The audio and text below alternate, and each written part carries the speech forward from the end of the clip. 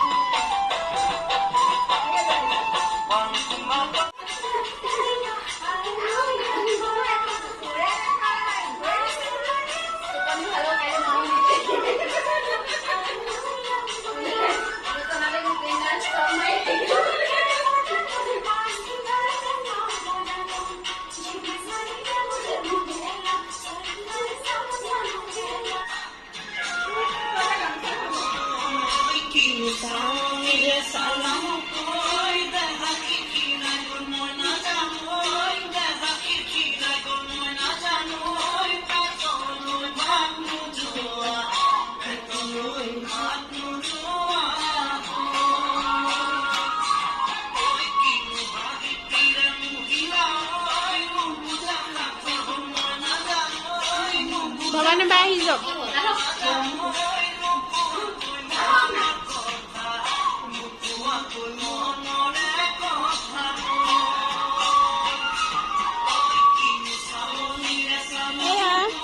জানমণি,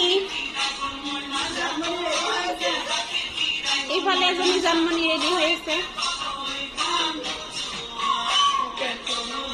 এইফালে দুজনী জানমণি।